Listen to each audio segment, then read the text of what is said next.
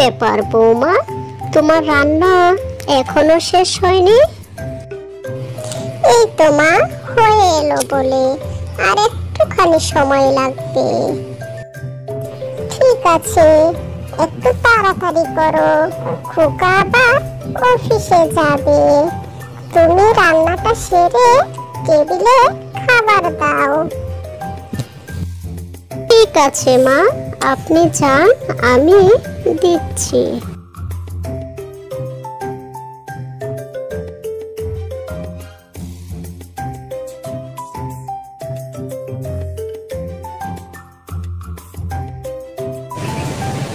মা, এই যে আমি খাবার দিয়ে দিয়েছি টেবিলে।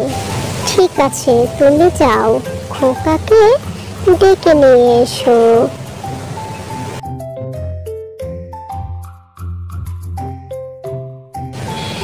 শুনছেন, আপনাকে মা ডাকছে নাস্তা করার জন্য। আমার সময় হলে এমনি যাব। যাও এখান থেকে, কাঠঘরের মতো দাঁড়িয়ে থেকো না। কি রে খোকা, চললি কোথায় না খেয়ে? খেয়ে যা। এই মেয়েটা যতদিন আমার বাড়িতে আছে ততদিন আমার কোনো শান্তি নেই। তোমরা খাও, আমি খাবো না। মা, ও মা, আপনি তো দেখলেন আপনার সামনে আমাকে কত অপমান করলো। আমি যে আর পারছি না। চিন্তা করিস নে মা, দেখবি ঠিক একদিনও তোকে বুঝতে পারবে। আর যেদিন বুঝতে পারবে সেদিন থেকে তোর জীবনটা অনেক সুখের হবে। আর কবে মা, আমি যে এভাবে আর মানিয়ে নিতে পারছি না। শোনো বৌমা, বাজার থেকে কিছু জিনিস আনতে হবে। চট করে নাস্তাটা করে তুমি বরং বাজারে যাও। ঠিক আছে মা।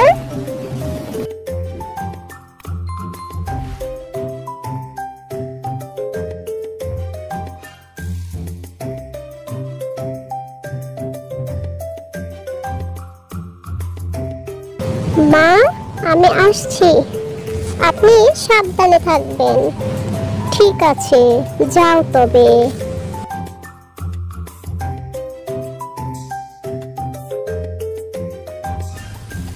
আমার ঘর থেকে এই আপদটা যে কবে বিদায় হবে বুঝতেছি না। কবে আমি তোমাকে আপন করে পাবো। আরে, এটা কে? উনি এখানে কি করছেন? আর ওই মেয়েটাই বা কে? এটাই বুঝি আমার দেখার শেষ ছিল, আর এর জন্যই হয়তো আমার সাথে খারাপ ব্যবহার করে। যাক, এতে যদি উনি ভালো থাকেন আমার কোনো আপত্তি নেই। ওনাকে না পেলাম, তবুও উনি ভালো থাকুক, এটাই আমার চাওয়া। না না, এ বিষয়ে মাকে কিচ্ছুটি বলবো না। এতে মায়ের কাছে উনি অপমানিত হবেন। এতে আমার উপর উনি আরো রেগে যাবেন। আমি না হয় অন্য কিছু নাই পেলাম, তবুও ওনার কাছে থেকে যদি ওনার সেবা করতে পারি এতে আমি ধন্য। তবে এও ঠিক, আজকের পর থেকে আমি আর ওনার ধারে কাছে যাব না। উনি যদি একা থাকতে চায় তাহলে আমি ওনাকে কেন বিরক্ত করব? হে আল্লাহ, তুমি তো জানো আমি ওনাকে কত ভালোবাসি। আমি ওনার সব সময় ভালো চাই। আমাকে যতই অবহেলা করুক না কেন, তুমি ওনাকে খুব ভালো রেখো। আর উনি যদি আমাকে ছাড়া ভালো থাকে তাহলে আমাকে ওনার জীবন থেকে অনেক দূরে সরিয়ে নিয়ে যাও। আমি চাই না উনি আমার জন্য কষ্ট পাক।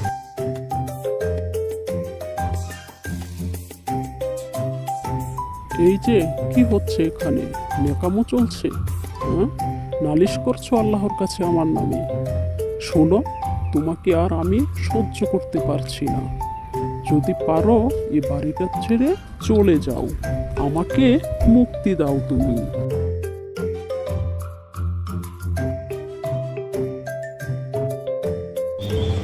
আমি তো ওনার জন্যই থাকতে চেয়েছিলাম।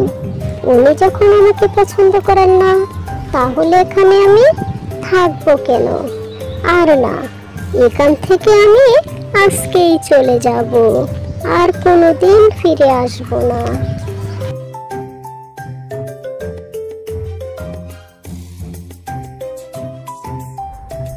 আরে এটা কি?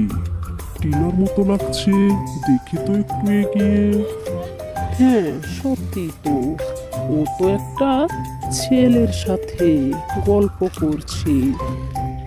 কি বলছে কিছুই বুঝতে পারতেছি না, তবে দেখে মনে হচ্ছে ওদের সম্পর্কটা বেশ গভীর।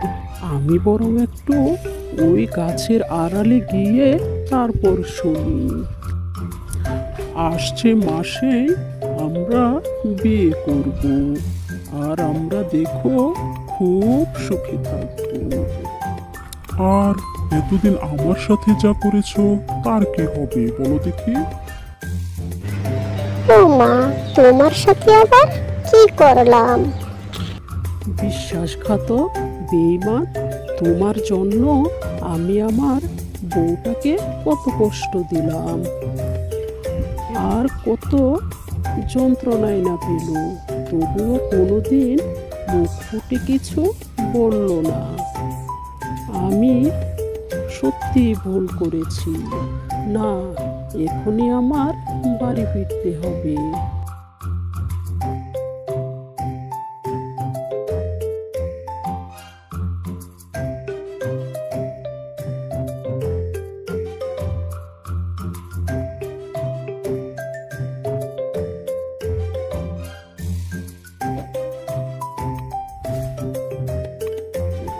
মা, ও মা, রোজি কোথায়? ওকে দেখতে পাচ্ছি না কেন? তুই তো ওকে একদম সহ্য করতে পারিস না, তাই বেচারি বাড়ি ছেড়ে চলে গেছে। বলে গেছে আর কোনো দিন তোর কাছে ফিরে আসবে না। মা, আমি সত্যি ভুল করেছি। আমি একটা কাজকে বিশ্বাস করে হিরে হারিয়ে ফেলেছি। আমি সত্যি অনেক দুর্ভাগা। আল্লাহ আমাদের যা দেন তা আমাদের জন্য কল্যাণকর, আর যা কেড়ে নেন অথবা দেন না তা হচ্ছে অকল্যাণকর। তাই আমাদের সবসময় আল্লাহর দেওয়া জিনিস নিয়েই খুশি থাকা উচিত। তো বন্ধুরা, আমাদের গল্পটি তোমাদের কেমন লেগেছে? গল্পটি যদি ভালো লাগে অবশ্যই কমেন্ট করে জানিয়ে দেবে, আর দয়া করে চ্যানেলটি সাবস্ক্রাইব করে দেবে। ভালো থেকো সবাই, আল্লাহ হাফেজ।